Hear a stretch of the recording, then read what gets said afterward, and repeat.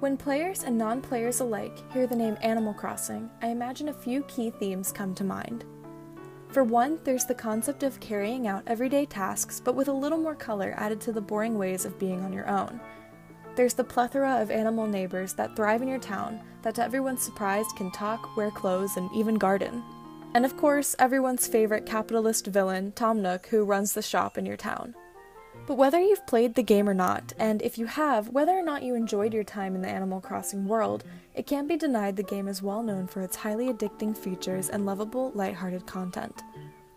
Animal Crossing New Leaf, released for the 3DS in 2012, took the familiar concepts of its universe and maximized them to an almost unbelievable level. If you've never played any of the other games before, there's no need to worry. Each game follows the same guidelines, with the only exception of new and better features being added to enhance the player's enjoyment. New Leaf is no exception to this. It gave players everything they could have ever wanted from the previous games, and more. The player begins their journey arriving in their new town by train. You introduce yourself to a friendly cat traveling by the name of Rover, a character that has regularly appeared throughout the games, but is never an animal that moves into the towns. You can tell him your name and where you're headed. Whatever you select actually determines the outcome of what your character will end up looking like when you get off the train. Upon arriving, the player is immediately greeted by a few residents already in the town, along with a well-dressed pup named Isabelle, who is the secretary for the town hall. Isabelle believes that you've come to the town to take the position of being the new mayor. Seeing as you don't have an option to decline this position, this brings in the first ever opportunity to be the head of your very own town and run what goes on in it in the Animal Crossing series. From this point on, now that you've been registered as mayor, you can begin your journey of building town projects and shaping the area to be unique to your own tastes. There's fences, light posts, fire hydrants, and many other crafty things that you can build in your town. Your residents can also put in requests for things they would like to be built as you work your way up in the game, and you can acquire more extraordinary items.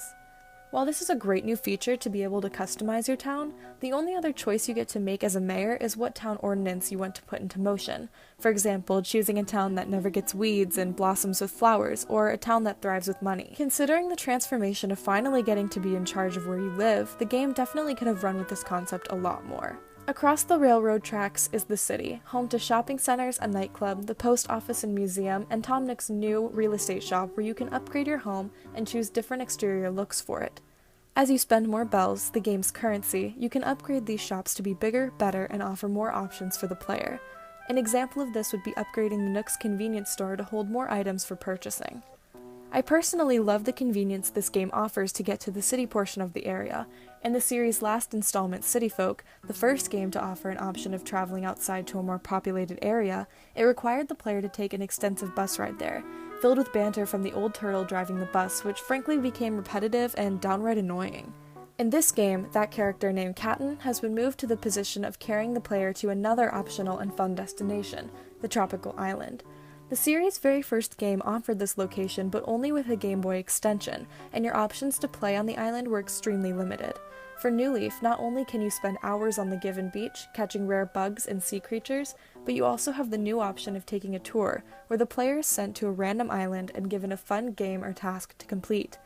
The best part too is these games change every hour of every day, so there's always something new to do here. Aside from these new traveling features, the game offers an extended variety of upgraded versions of the series' most lovable features.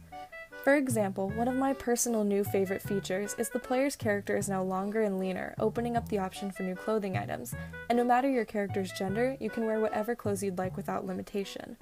There's also a few brand new staple characters that bring their own trademarks to the game. In the city resides the cute sloth, cleverly named Leaf, which sells new plants never before seen that can add to the beauty of your town. In your own village, there's also the lovable alpaca couple, Reese and Cyrus, who own Retail, a new shop where you can customize your own furniture for your house.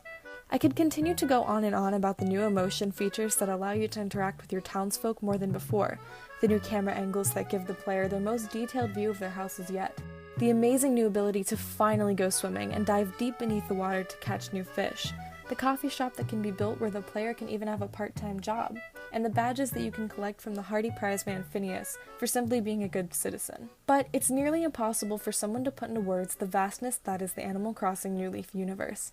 As cliché as it sounds, you really just have to play it for yourself to really understand how stunning of a game it is. Non-players can be quick to judge it from an outside perspective, especially if this style of game isn't normally their cup of tea. Boring is the word I hear used the most to describe AC, but with literally an endless amount of accomplishments that can be made, year-round events that can be participated in, the ever-pressing anxiety of wondering if it's been too many days since you last played and if your favorite villager finally moved away because you weren't around enough, boring is the last word I would use for it. There's really no end to the amount you can do in this game. Once you curl up under a blanket, press the start button, and hear that familiar opening music, it's hard to come back out into the real world, especially when this colorful and safe one full of cute animals and calming music is so much more ideal. So what are you waiting for? I recommend you get started now, because there's a lot of work to be done.